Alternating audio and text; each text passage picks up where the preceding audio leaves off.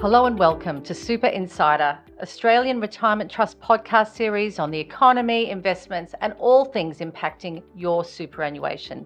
My name is Anne Fuchs. I'm Head of Advice at Australian Retirement Trust. The team and I help our members day in, day out, 2 million of them plus. Hopefully all of them make really good decisions about their retirement savings because it's so very important. Today I'm sitting here on Turrbal and Yagara country, so I'd like to pay respects to elders past, present and emerging. And with me is Megan Ashenden. She's one of our member education officers. It's wonderful to have you here. Excellent. I'm so excited to Welcome be here. to Super Insider podcast. We have a lot of fun here. So, I hope you've got your sort of belts and braces on as we just strap in and have a good... Absolutely. I've watched all the podcasts, so I'm so excited to be part of it. Okay, great. Now, today we're talking about using superannuation to buy your first home. But before we do that, we have to make sure we meet our sort of ticker box with not ticker box compliance people. We would never tick a box. No, we wouldn't tick a box. We love doing a general advice warning. Absolutely. Megan. Wonderful. So before we start, I do need to just let everyone know that what we're going to be talking about today is general information only. So any advice doesn't take into account your personal situation. You should consider your circumstances and think about getting personal advice before acting on anything we discuss. Now, of course, you can always get copies of our product disclosure statements on our website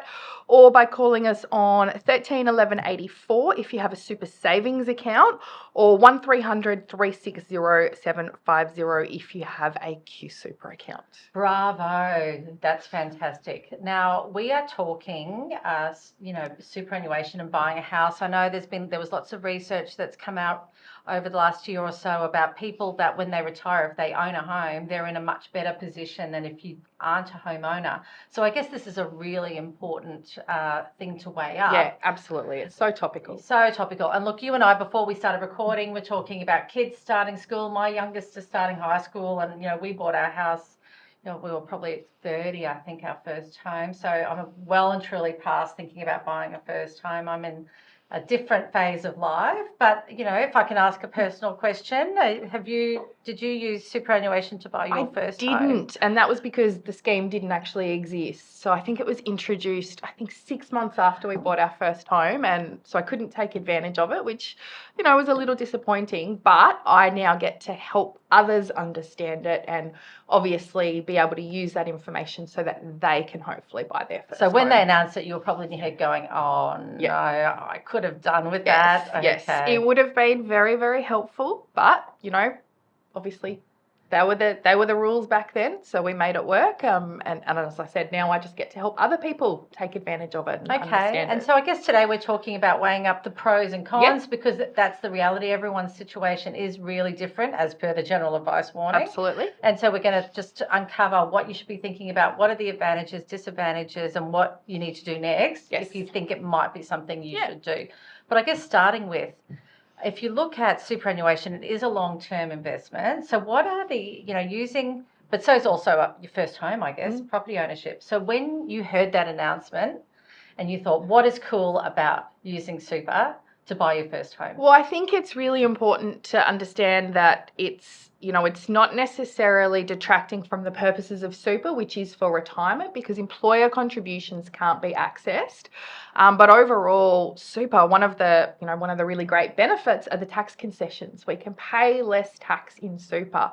And so we can use this scheme to, again, pay less tax, allow us to contribute personally into super. And if we're paying less tax, we have more money, we can save faster, we can get that money for the house deposit sooner so that we can actually get onto the property ladder. So I'm sure you had a few people's ears prick up with less tax. Yes. And property. So maybe for our younger listeners where superannuation is still maybe a new thing, do you want to explain that concept of you can't use your employer, you use personal? What does that mean? Yeah, so whatever your employer has to pay, and right now, as it currently stands, that's usually a minimum of 10.5% of your salary. So employer contributions can't be withdrawn for the purposes of super. So you're still going to have that money being invested and growing, and that's going to be there for you in retirement. So what you are able to access for the First Home Super Saver Scheme, which is an absolute mouthful. But for the First Home Scheme, any personal contributions that you yourself make into super, subject to some limits and all of those rules, but the contributions that you make, they can then be withdrawn if you meet the eligibility criteria, and it can be put towards that sort of deposit to be able to buy the first home. So the benefits you mentioned, so if you're the tax component, and there's probably compounding interest in investments versus term deposits. So let's actually break this up. So step one is obviously adding money in the first place. And so where it can be really helpful is to use the power of a salary sacrifice scheme or tax deductible contributions, because generally in super, those kind of personal contributions are only being taxed at a rate of 15%. And for most of us, our marginal tax rate is a lot higher. So if we're paying more in tax, we don't have as much every payday after tax to save. But if we're able to pay less tax, then it's going to theoretically give us more take-home pay, which will allow us to save more faster to hit our savings goal. Okay, yes. So we're saving on tax. Yes. Then, of course, that money is contributed into the super environment, and that gets invested and compounding earnings and all of that in terms of growing over a long time frame. So typically, there's sort of some deemed earnings that are applied to these monies that are being contributed, and that can actually be greater than what you would get like as a term deposit or as interest rates, for example. So we've got, two advantages here. We're able to pay less tax, save more faster, potentially have it grow more as well. And then the third benefit is that, and this is something that would have been really helpful for me, is that we're not able to withdraw those funds until we're ready to go and buy the house. So if you think about it, if you're saving... You can't go on a holiday. Correct. You can't just suddenly, make a withdrawal, do an online, transfer. Oops, I bought something. Yep. Correct, yes. So that can actually be a big benefit for some, because it's that sort of out of sight, out of mind. Yes. And it's only when you're ready, because, there is some admin and, some extra steps involved. But locking it away, and it's the same concept of superannuation. We can't typically access it until we retire, and that might not seem that great at the time, but out of sight, out of mind, have it grow, have it contribute. It's just there in the background working hard for us.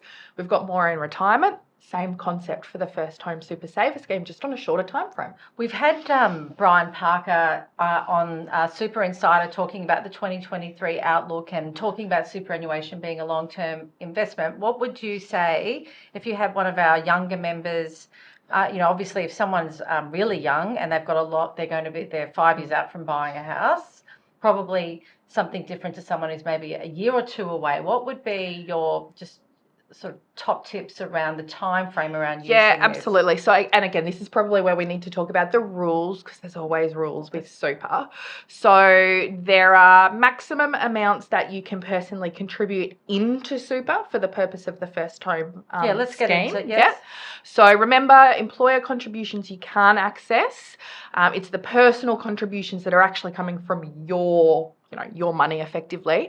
And so that you're able to contribute a maximum of $15,000 per financial year. Which is a lot of money. It is a lot.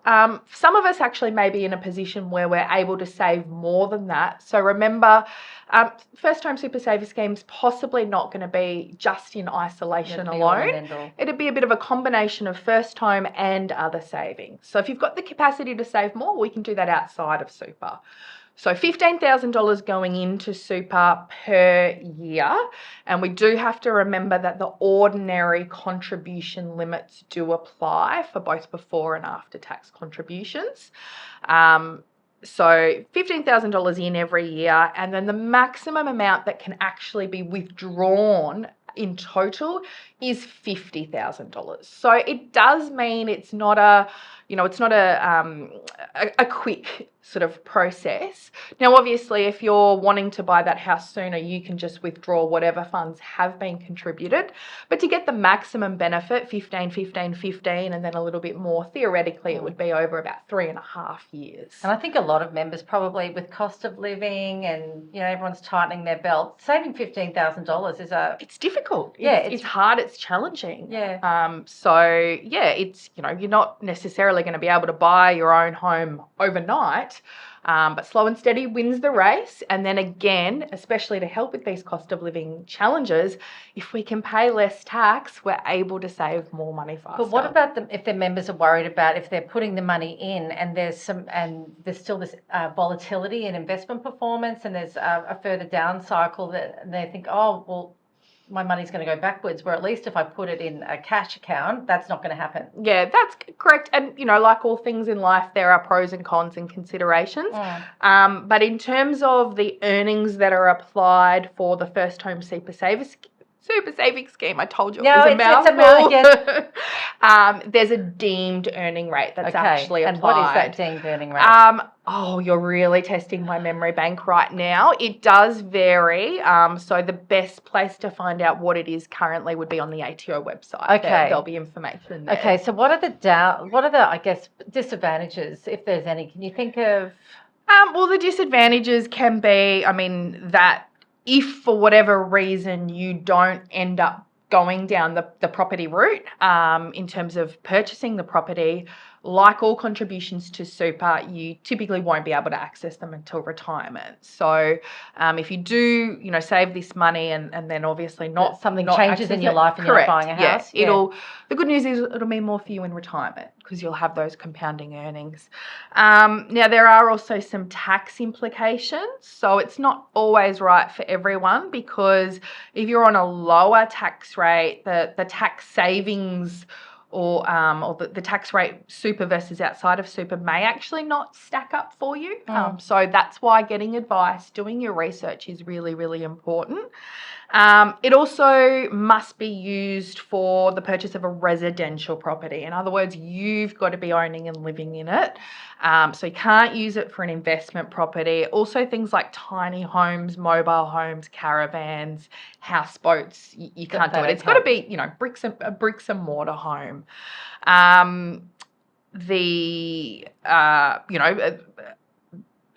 There's always just, I suppose, the risk then as well of, from a cash flow perspective, as I said, we've already talked about the rules changing, but admin, there is a process involved. You've got to apply via the ATO, and like all things bureaucracy, there is a bit of a time frame. So make sure that you allow that you're not going to get the money the very next day. So be aware of the time frames.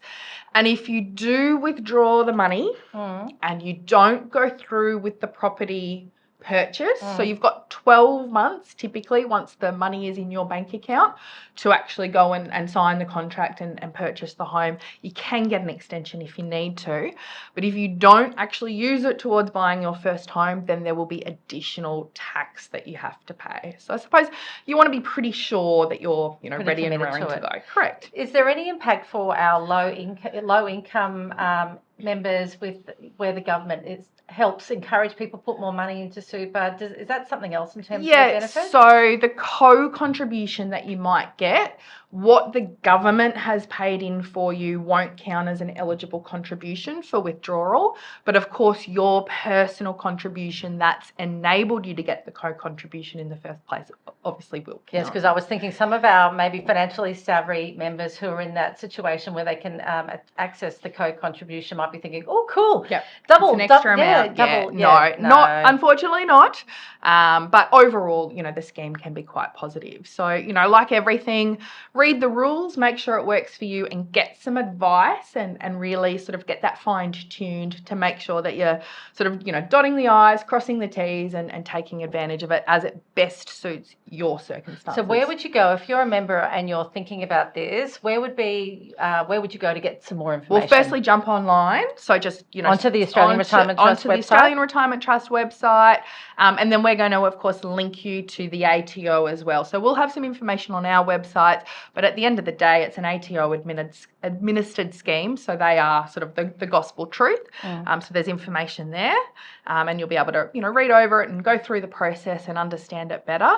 And then if you need advice, that's something that we can provide. Yeah. So utilise that. Yes, I guess could they talk to their accountant or if they have their advisor as well? Absolutely. If they've got their own advisor, their own accountant that they're already comfortable with, they should be all over this scheme, and they'll be able to help them understand how it can work. Look, I think, it's hard for young people to get into the property market, really, really hard. So, and as I said, there was this research undertaken about the power of home ownership in terms of actually having a dignified, financially secure retirement. So this is why I guess we've got this podcast series today to help our members really have that financially secure retirement. Yeah, absolutely. Because, outside of the home is generally going to be one of our largest assets, and then we've got our super as well. And so they can really work in combination with one another. Being able to take advantage of these newer changes can be really beneficial. That's exciting. Well, thank you so much for coming on to Super Insider. Have you had fun? I've had so much fun. Well, I hope you'll come back. I will. Okay, absolutely. Well, we hope our listeners that this has been useful. Again, Megan has suggested looking at our website at australianretirementtrust.com.au, going to the ATO website, picking up the phone or speaking to your advisor or accountant. If you like these podcasts, please like us on your streaming, whether it's on Apple or Spotify, and tell your friends about us. Thank you for listening, and we'll see you again soon.